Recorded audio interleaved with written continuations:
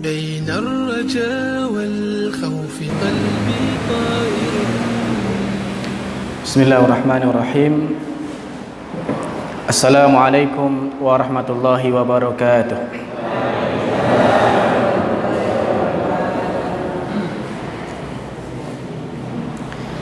Alhamdulillahi wa kafa, wassalatu wassalamu ala nabiyyina Muhammad al-Mustafa wa ala alihi wa ashabihi wa man tabi'al huda.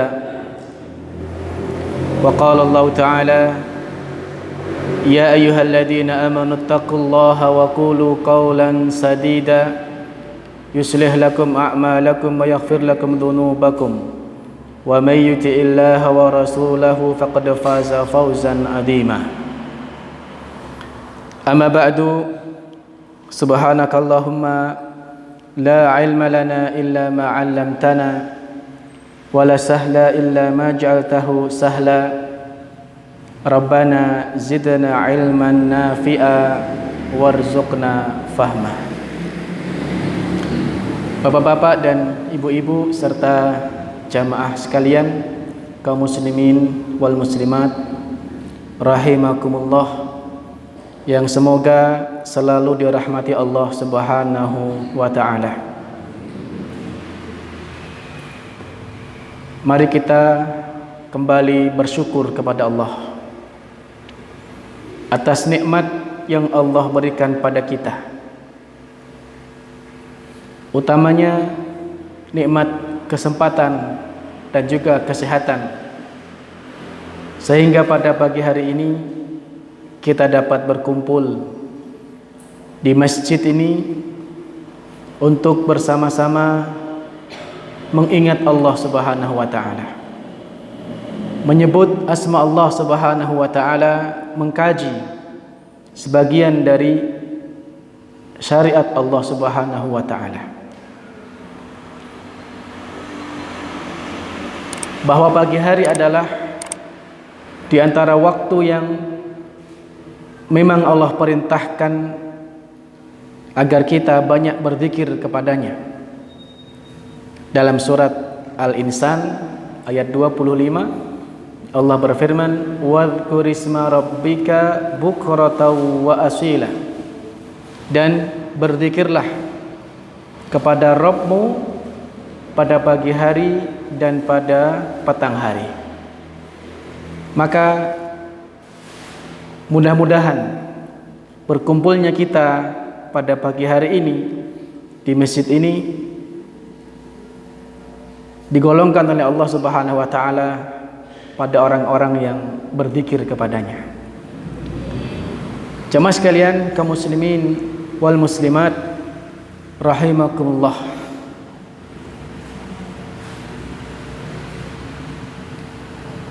Di antara perkara yang dikhawatirkan oleh orang-orang yang beriman agar tidak terjadi ke dalam dirinya adalah sifat munafik. Para ulama telah mengingatkan akan hal itu, betapa bahayanya sifat munafik itu jika ada pada diri orang-orang yang beriman. Bahkan para sahabat radhiyallahu ta'ala anhum sekalipun, orang-orang yang tidak diragukan keimanannya, namun mereka tetap khawatir jika sifat kemunafikan itu ada dalam dirinya. Suatu ketika Abu Bakar Siddiq radhiyallahu anhu bertanya kepada sahabat Handhalah al-Usaidi, "Apa kabarmu wahai Handhalah?" Maka Handhalah menjawab, "Handhalah telah munafik. Handhalah telah menjadi orang munafik." Maka Abu Bakar pun bertanya, "Subhanallah, apa yang kamu katakan? Bagaimana bisa seperti itu?" Maka Hanzalah mengatakan, saya kalau bersama dengan Rasulullah sallallahu alaihi wasallam, maka saya merasakan bahwa seolah-olah surga itu ada di depan saya, neraka itu juga ada di depan saya. Namun ketika saya telah meninggalkan majelis Rasulullah sallallahu alaihi wasallam, berkumpul dengan keluarga, sibuk dengan urusan pekerjaan dan yang lainnya, maka perasaan itu hilang. Maka saya telah munafik. Maka Abu Bakar pun mengatakan, kalau begitu saya juga merasakan hal yang sama. Lalu keduanya kemudian menghadap Rasulullah sallallahu alaihi wasallam dan kemudian menceritakan keadaan itu kepada Rasulullah sallallahu alaihi wasallam. Wahai Rasulullah, kami ini kalau bersama dengan Anda, bermajelis dengan Anda, subhanallah, kami merasakan iman yang begitu kuat. Seolah-olah surga dan neraka itu sudah nampak di depan kami. Akan tetapi wahai Rasulullah, ketika kami kembali ke rumah, berkumpul dengan istri, anak, dan kesibukan-kesibukan kami yang lain, perasaan itu hilang, tidak sama. Maka Rasulullah sallallahu alaihi wasallam bersabda, kalau seandainya perasaanmu ketika berkumpul bersamaku itu bisa konsisten dalam setiap keadaanmu, wahai Hanzalah, maka lasahafatil malaikatu, para malaikat akan mengucapkan, akan memberikan ucapan selamat, akan menyalami kamu ala furusikum, di ranjang kamu, wa fi turukikum, dan di jalan-jalan kalian. Walakin sa'atan fasa'ah, akan tetapi hal itu tidak mungkin. Oleh karena itu, sesaat demi sesaat, sewaktu demi sewaktu, Nabi mengucapkan itu sampai 3 kali, sa'atan fasa'ah, sewaktu demi sewaktu. Variasikanlah ibadah agar kemudian perasaan kita akan keimanan kepada Allah Subhanahu wa taala itu bisa terus hadir, kita rasakan dalam diri kita. Suatu ketika Umar bin Khattab radhiyallahu anhu naik mimbar dan beliau mengatakan, in akhwafa ma akhafu alaikum al-munafiqul alim, sungguh yang paling aku khawatirkan menimpa kalian adalah munafik yang diketahui.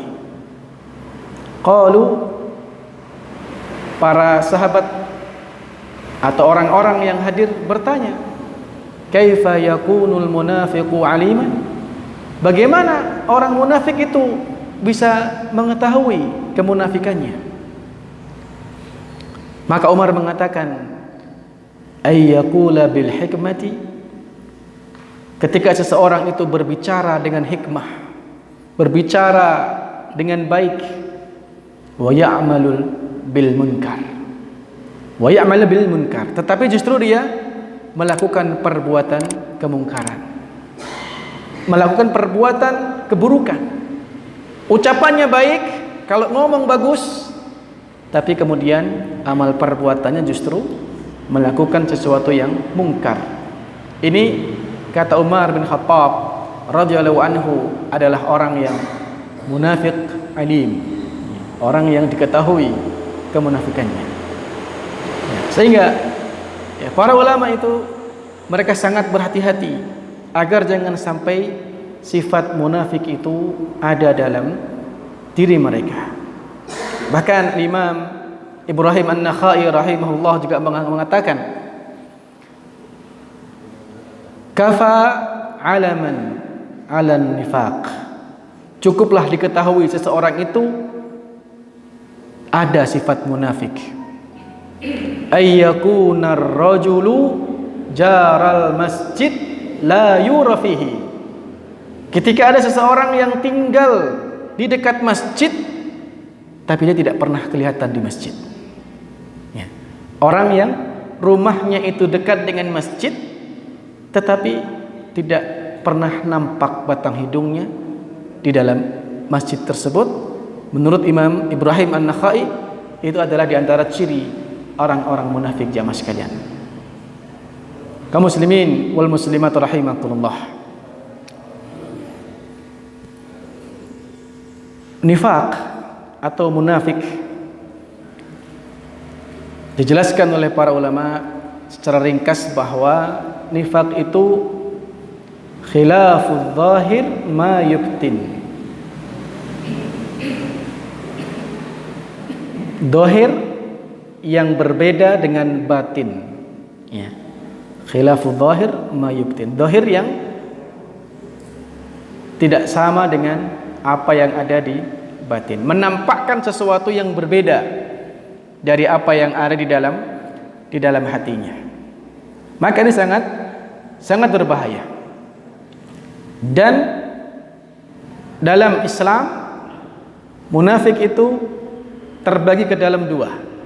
Ya, munafik itu terbagi ke dalam dua. Yang pertama adalah nifaq i'tiqadi atau nifaq akbar. Yang kedua nifaq amali atau nifaq asghar. Ada munafik besar yang mengeluarkan orangnya dari kaum muslimin, dan ada munafik asghar. Ada munafik kecil, munafik amali, yang tidak sampai mengeluarkan seseorang dari kaum muslimin. Pagi hari ini kita akan kaji satu hadis yang diriwayatkan oleh Imam Muslim dari Abu Hurairah radhiyallahu anhu tentang di antara ciri orang munafikin. Qala Rasulullah sallallahu alaihi wasallam, ayatul munafiki thalathun. Ciri orang munafik itu ada 3. Idza haddatsa kadzaba, wa idza wa'ada ahlafa, wa idza tumina khana. Kalau dia berbicara, dia berdusta. Dan kalau dia berjanji, dia mengingkari. Dan ketika dia diberikan kepercayaan, amanah, dia berkhianat. Hadis riwayat Imam Muslim. Jemaah sekalian, kaum muslimin wal muslimat rahimakumullah. Tadi telah kita jelaskan bahwa munafik itu terbagi ke dalam 2. Ya, nifaq i'tiqadi dan juga yang kedua nifaq amali. Ya.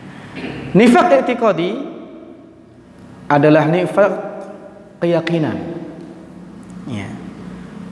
Nifaq yang mengeluarkan seseorang dari Islam, karena pada hakikatnya mereka ini bukanlah orang Islam. Dan ulama menjelaskan bahwa munafik itu lebih berbahaya dari orang-orang kafir. Ya, karena orang munafik itu menampakkan keislaman tetapi batinnya benci Islam. Ini nifaq i'tiqadi. Dohirnya menampakkan seolah-olah dia kaum muslimin, berpakaian kaum muslimin, berangkat ke masjid, sholat, ngaji dan sebagainya. Tapi batinnya hati sangat benci dengan Islam, menolak Islam, menolak syariat Allah Subhanahu wa taala, bahkan membenci syariat Allah Subhanahu wa taala. Itu juga termasuk bagian dari nifaq i'tiqadi. Ya. Betapa bahaya ya orang-orang yang memiliki sifat seperti itu.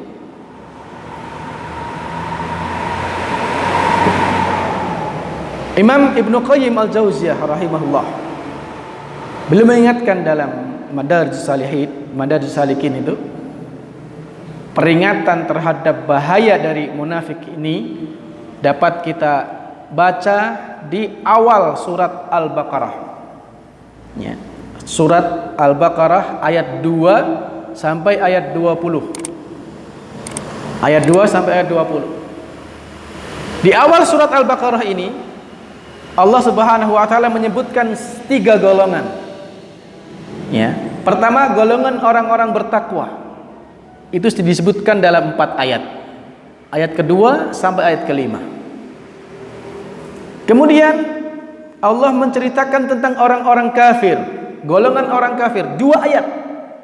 Ayat ke-6 dan ayat ke-7. Kemudian tentang orang-orang munafikin disebutkan dalam 13 ayat. Ayat yang ke-8 sampai ke-20. Ya. Maka ini menunjukkan kepada kita betapa bahayanya ya sifat munafik ini. Ya. Munafik i'tiqadi ini ya, mereka adalah sebenarnya orang-orang kafir. Ya. Allah menyebutkan dalam surat At-Taubah ayat 67, Al-munafiquna wal munafiqat ba'duhum min ba'd. Sesungguhnya orang-orang munafik itu satu dengan yang lainnya sama. Ya. Ya'muruna bil munkari wa yanhauna 'anil ma'ruf wa yaqbiduna aydiyahum. Nasullaha fanasiyahum. Innal munafiqina humul fasiqun. Ya, orang-orang munafik itu antara satu dengan yang lainnya sama. Ya'muruna bil munkar. Mereka itu menyuruh kepada kemungkaran. Wa yanhauna 'anil ma'ruf, dan justru mencegah kebaikan. Ini diantara ciri utama orang-orang munafik itu. Ya, mereka mengajak kepada keburukan dan mencegah kebaikan. Wa yaqbiduna aydiyahum, dan mereka itu kikir, bakhil dengan apa yang ada pada mereka. Nasullaha fanasiyahum. Mereka lupa kepada Allah, lalu Allah pun juga akan melupakan mereka. Innal munafiqina humul fasiqun. Sesungguhnya orang-orang munafik itu adalah orang-orang fasik. Ya.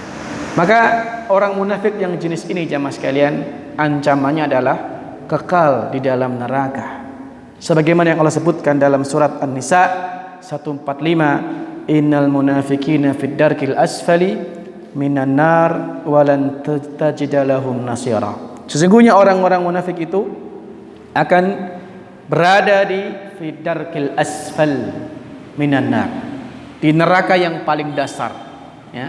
Walan tajida lahum nasira, dan kalian tidak akan mendapatkan penolong bagi mereka, wal iyadu billah.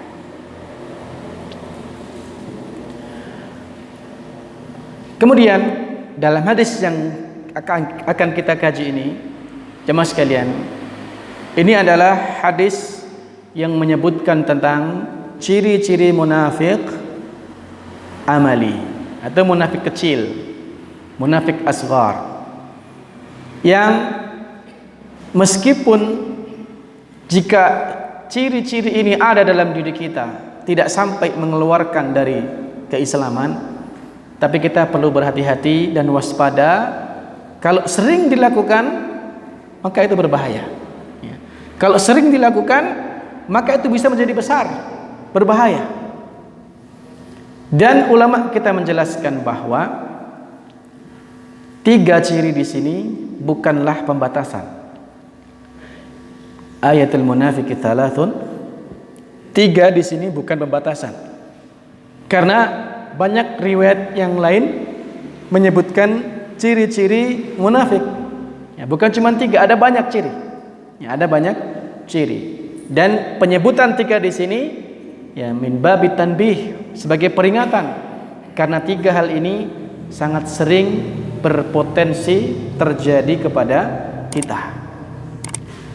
Yang pertama jemaah sekalian, Rasulullah sallallahu alaihi wasallam bersabda, idza haddatsa kadzaba. Kalau ia berbicara, maka ia berdusta. Kalau ia berbicara, maka ia berdusta. Ya, berdusta itu dilarang dalam Islam. Karena berdusta itu menyelisihi kebenaran, ya. Menyelisihi kebenaran. Dan tentunya seorang yang berakal sehat dan bernurani akan mengingkari ya, sifat dari berdusta ini. Makanya dilarang dalam Islam. Dan berdusta itu dapat diklasifikasikan ke dalam 3 jenis. Ya, ada 3 macam dusta. Yang pertama adalah al-kadzbu 'ala Allah, berdusta kepada Allah, berdusta terhadap Allah Subhanahu wa taala. Yang kedua, al-kadzbu 'ala Rasul, berdusta atas nama Rasulullah sallallahu alaihi wasallam. Dan yang ketiga, berdusta di antara sesama manusia. Dusta kepada Allah disebutkan oleh Allah Subhanahu wa taala dalam surat An-Nahl 116. An-Nahl 116. Qala Allah taala wa la taqulu lima tashfal sinatukumul kadhib. Hadza halalun wa hadza haram litaftaru 'ala Allahil kadhib. Innal ladzina yaftaruna 'ala Allahil kadhib la yuflihun. Wala taqulu lima tasifu alsinatukumul kadhib. Janganlah kalian mengatakan dengan lisan kalian kedustaan. Ya. Hadza halal wa hadza haram. Ini halal padahal sebenarnya haram. Wa hadza haram, dan ini haram padahal sebenarnya halal. Ya. Litaftaru 'ala Allahil kadhib. Kalian melakukan kedustaan kepada Allah Subhanahu wa taala. Jadi orang-orang yang berdusta kepada Allah Subhanahu wa taala adalah orang-orang yang menjual ayat-ayat Allah Subhanahu wa taala untuk kepentingan duniawi mereka. Sampai berani mengatakan sesuatu yang halal itu haram dan berani mengatakan yang haram dihalalkan. Ya. Litaftaru 'ala Allahil kadhib. Dan Allah mengatakan innal ladzina yaftaruna 'ala Allahil kadhib la yuflihun. Dan orang-orang yang melakukan kedustaan kepada Allah Subhanahu wa taala tidak akan pernah beruntung. Pada ayat berikutnya Allah menyebutkan mata'un qalilun wa lahum 'adzabun alim. Mereka ini mungkin akan mendapatkan kesenangan yang sedikit. Ya, dari kemewahan dunia. Mungkin dapat fasilitas atau atau imbalan dari kedustaannya itu, tapi hati-hati. Allah ingatkan, walahum adzabun alim, tapi nanti di akhirat akan mendapatkan azab yang sangat pedih wal iyad billah. Ini berdusta atas Allah Subhanahu wa taala.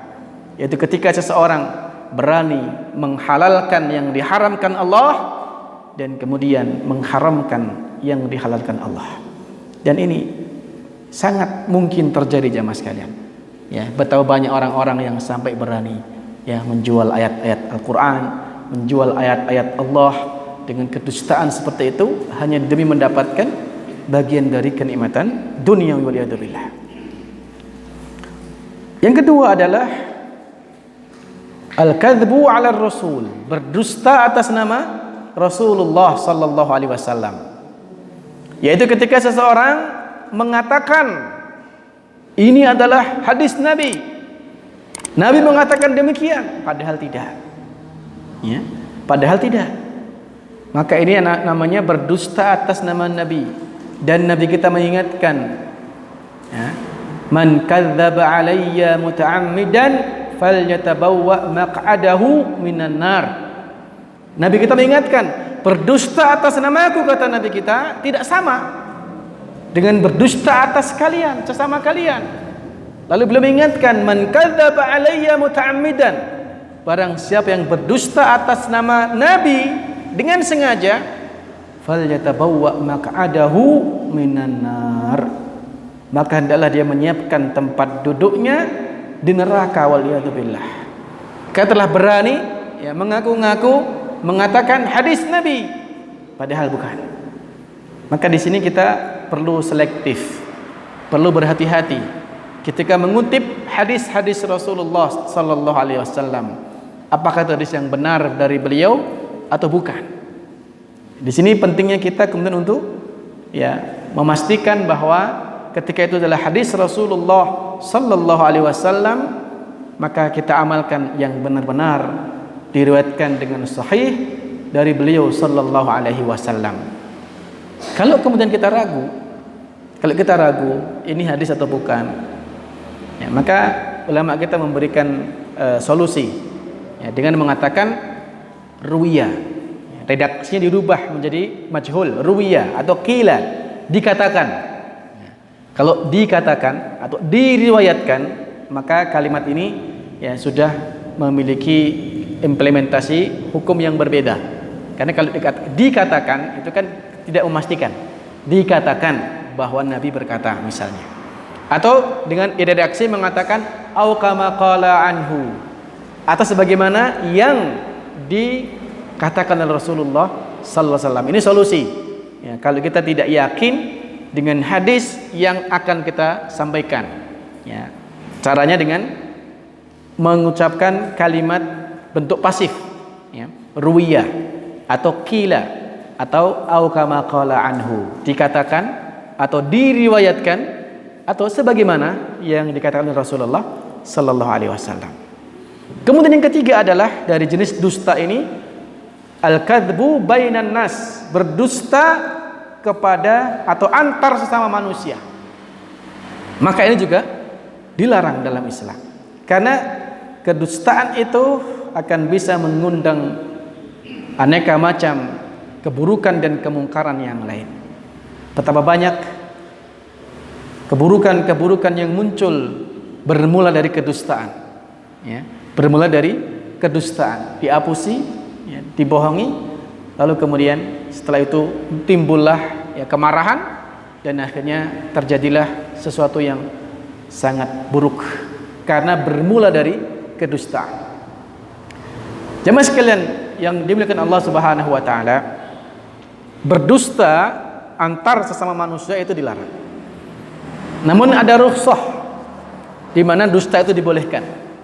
Ya, diriwayatkan oleh Imam Az-Zuhri rahimahullah, beliau mengatakan lam asma ayyurahhas fil kadhbi illa fi thalathin.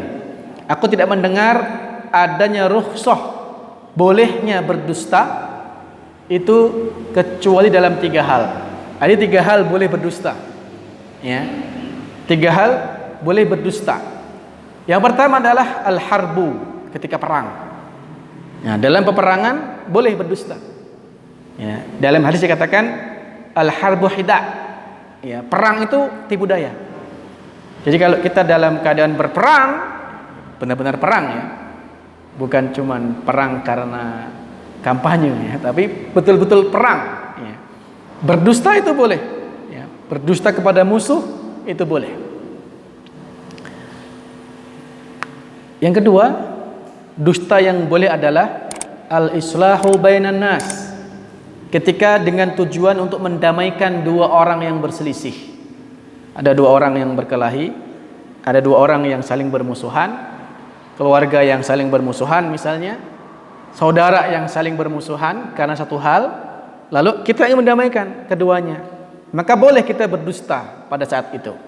Misalnya si A dan si B berselisih, lalu kita ingin mendamaikan, kita katakan kepada si A, si B itu sebenarnya dia baik, dia itu ingin minta maaf kepada kamu, dia telah mendoakan kamu yang baik, padahal nggak ngomong apa-apa. Terus si ngomong kepada si B juga seperti itu, si B, si A itu sebenarnya gini, padahal tidak. Nah, kalau yakin bahwa dengan hal itu bisa mendamaikan keduanya, maka ini boleh. Dan yang ketiga, Imam Az-Zuhri menyebutkan boleh berdusta itu hadithul rajuli imra'atahu wa hadithul mar'ati zaujaha. Ya, kedustaan yang diucapkan oleh seorang suami pada istrinya ataupun seorang istri pada suaminya. Nah, ini boleh. Ada catatannya tapi, ya. Boleh berdusta antar suami istri dengan catatan bahwa kedustaan itu tidak sampai melanggar hak-hak kewajiban di antara mereka. Ya. Tidak boleh mengambil haknya orang lain. Tidak boleh sampai menggugurkan hak antar sesama suami dan istri, itu nggak boleh. Ya, kalau kedustaannya, misal seorang suami mengatakan kepada istrinya, wahai istriku, ya, kamu ini adalah wanita yang paling cantik di dunia. Misal, ya. Padahal kalau kenyataannya kan tidak kan begitu. Maka di sini berdusta tapi boleh. Gitu. Ya. Dia berkata di rumah pada istrinya, wahai istriku, kamu ini wanita yang paling cantik. Iya di rumah, kalau di pasar kan beda. Gitu. Jadi mengatakan seperti itu boleh, ya, boleh, ya, karena ya, itu tidak sampai melanggar ada hak-hak yang dirugikan. Ya. Atau seorang suami dan istri misalnya beranjak ke mall, ke pasar, kemudian sang istri berkata kepada suaminya, Mas, Ki, baju ini bagus tidak? Kira-kira suami pripun, Pak? Ya, misalkan seorang suami mengatakan saat itu, bagus dek, bagus itu, meskipun mungkin hatinya mengatakan tidak bagus, dia boleh. Nenek nek muni ora apik tuku meneh, kan begitu. Maka saat itu boleh. Saat itu boleh seorang suami ya mengatakan kalimat seperti itu kepada istrinya boleh. Dan sebaliknya seperti itu. Ya, seorang istri kepada suaminya juga boleh. Ya, sampai disebutkan contoh oleh sebagian ahlul ilmi bahwa ketika antara suami istri itu boleh jadi memiliki masa lalu yang tidak baik, memiliki aib di masa lalu, yang aib itu telah ditutupi oleh Allah Subhanahu wa taala, maka saat itu boleh untuk tidak menceritakan. Ya, boleh untuk tidak, ngapain diceritakan? Dan alangkah tidak bijaknya kalau kemudian seorang suami ataupun seorang istri memaksa pasangannya untuk menceritakan aibnya masa lalu.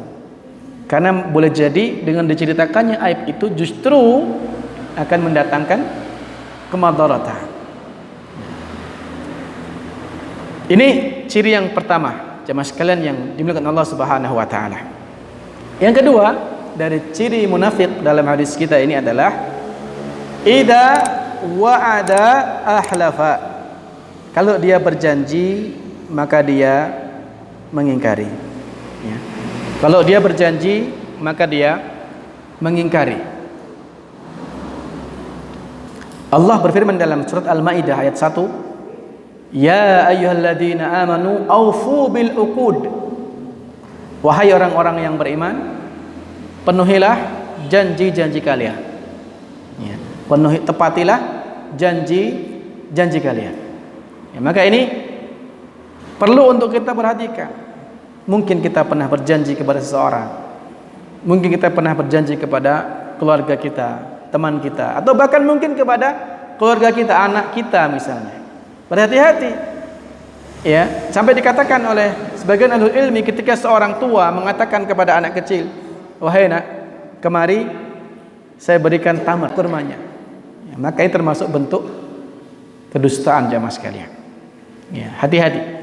Kalau memang kita pernah berjanji, ya maka berusaha kita untuk menepatinya semampu kita.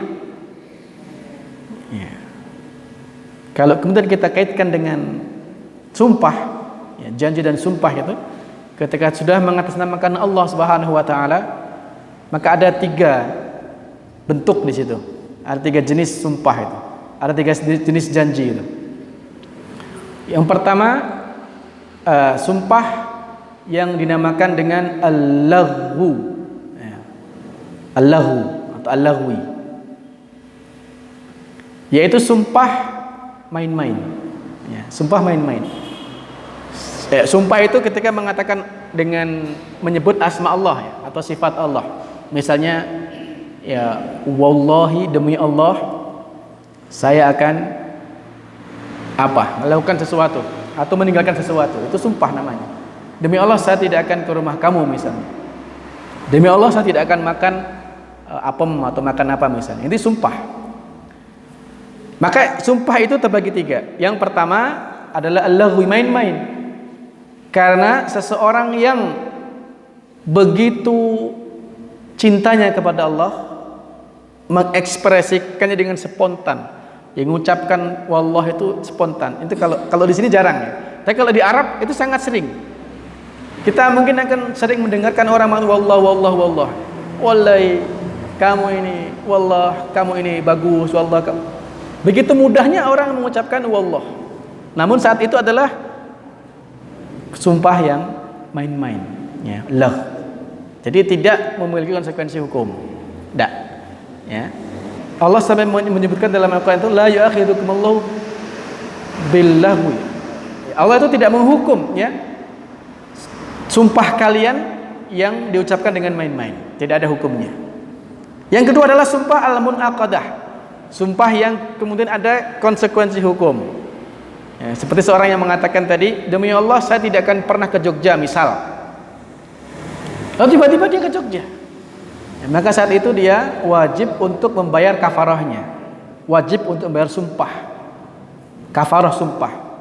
Itu ada 4 pilihan, berupa pilihan. Yang pertama membebaskan budak, dan ini sudah nggak ada kalau di Indonesia. Maka tinggal 3 pilihannya. Pertama, memberi makan 10 orang miskin. Yang kedua, memberi pakaian 10 orang. Atau yang ketiga, berpuasa 3 hari. Berpuasa 3 hari. Ini kalau mau menggugurkan sumpah seperti itu. Kemudian jemaah sekalian yang dimuliakan Allah Subhanahu wa taala, ciri yang ketiga dari hadis kita ini, dari ciri orang munafikin adalah wa idza tumina khana. Kalau dia diberikan amanah, ia berkhianat. Ya. Kalau dia diberikan amanah, dia berkhianat. Allah menyebutkan dalam surat An-Nisa 58, innallaha ya'murukum an tu'addul amanati ila ahliha. Dan dalam surat Al-Anfal ayat 27 Allah menyebutkan, ya ayyuhalladzina amanu la takhunullaha war rasul wa la takhunu amanatikum wa antum ta'lamun. Wahai orang-orang yang beriman, janganlah kalian berkhianat kepada Allah, berkhianat kepada Rasul, dan mengkhianati amanah kalian, wa antum ta'lamun, padahal kalian mengetahui. Dari ayat ini dapat kita ambil faidah bahwa amanah itu terbagi 3. Ya. Amanah itu terbagi 3. Ya ayyuhalladzina amanu la takhunullah. Pertama adalah amanah dari Allah Subhanahu wa taala. War rasul, dan rasulnya, amanah Rasulullah sallallahu alaihi wasallam. Yang ketiga, wa takhunu amanatikum wa antum ta'lamun. Amanat di antara kalian sesama manusia. Yang pertama, amanah Allah Subhanahu wa taala. Amanah Allah kepada hambanya adalah syariat. Syariat Islam. Allah menyebutkan dalam surat Al-Ahzab ayat 72, inna aradnal amanah, ya, inna aradnal amanata ala samawati wal ard wal jibal fa abayna an yahmilnaha wasfaqna minha wa hamalaha al insan innahu kana zaluman jahula. Sesungguhnya kami telah memberikan amanah syariat itu, menawarkan syariat itu kepada langit, bumi, dan gunung. Fa abayna ayyahmilnaha. Lalu mereka menolak semua. Langit, bumi, gunung menolak.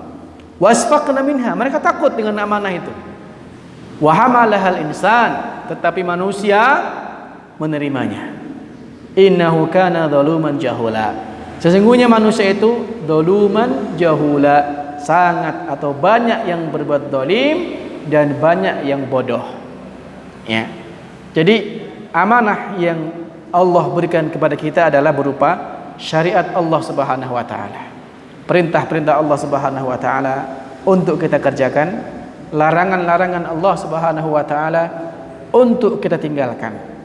Dan amanah-amanah itu, syariat itu, jika kita kerjakan, maka kemaslahatannya akan dirasakan oleh seluruh alam. Ya. Seperti yang Allah firmankan untuk Nabi kita, wa ma arsalnaka illa rahmatan lil alamin. Kemudian jemaah sekalian yang dimuliakan Allah Subhanahu wa taala, yang kedua adalah amanah Rasulullah sallallahu alaihi wasallam. Ya. Amanahnya Nabi sallallahu alaihi wasallam yaitu sunnah-sunnah beliau. Sunnah-sunnah Nabi adalah amanah Nabi untuk kita. Ya. Dan kita mengamalkan sunnah itu untuk kebaikan kita sendiri. Ya. Di balik sunnah pasti ada kebaikan. Di balik sunnah pasti ada maslahat. Laqad kana lakum fi Rasulillahi uswatun hasanah.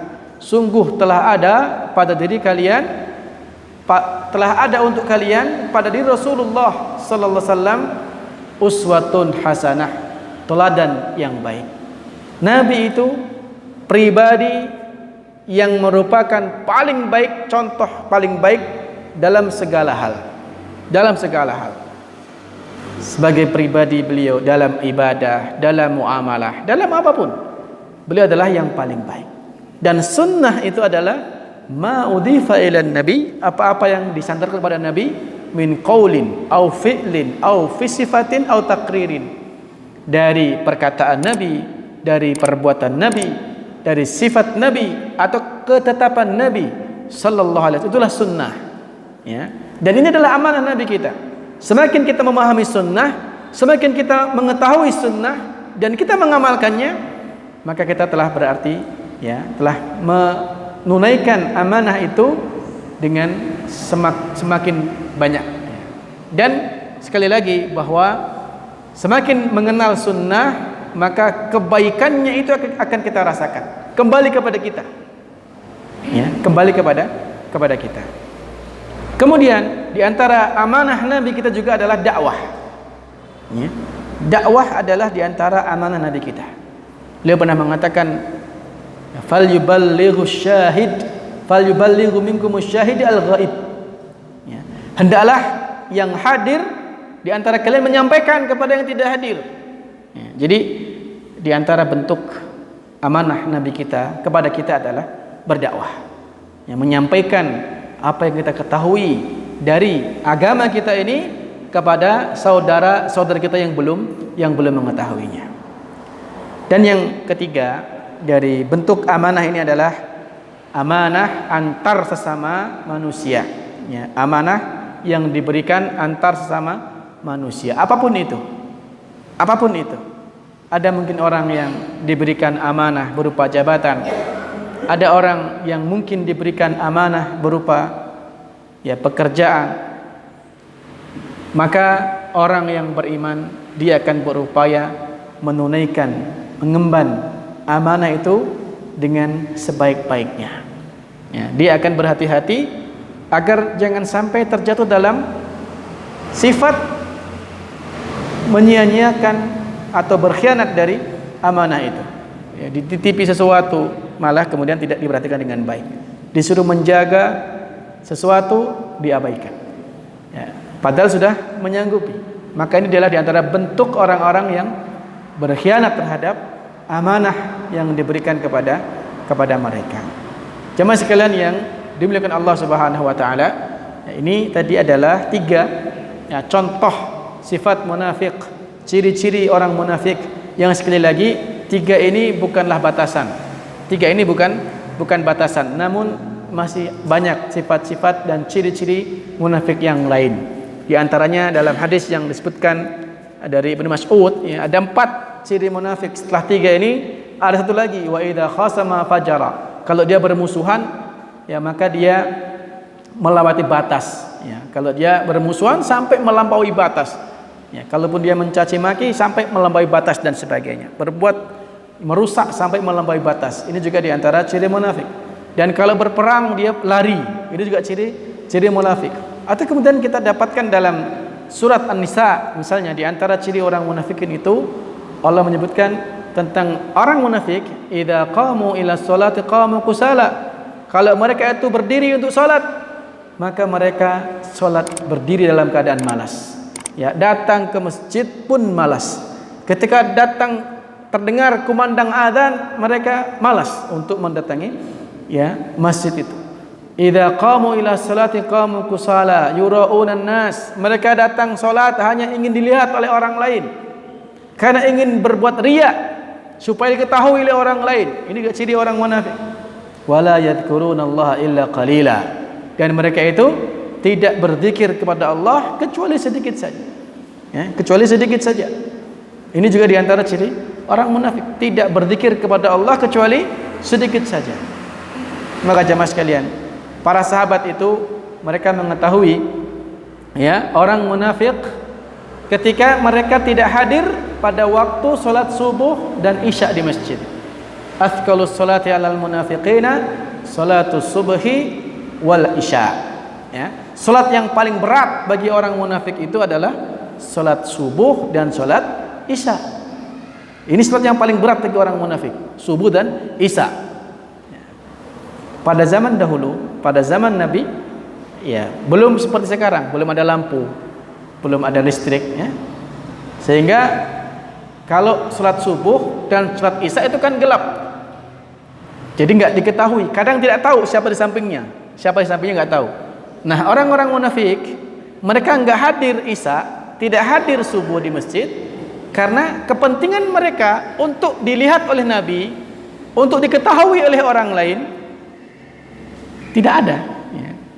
Namun mereka semangat hadir ke masjid ketika sholat duhur, sholat asar dan maghrib karena kelihatan dilihat oleh orang lain. Karena motivasi mereka ke masjid itu karena ingin dilihat oleh orang lain. Ya, maka jemaah sekalian, ini beberapa ciri dan sifat orang-orang munafikin.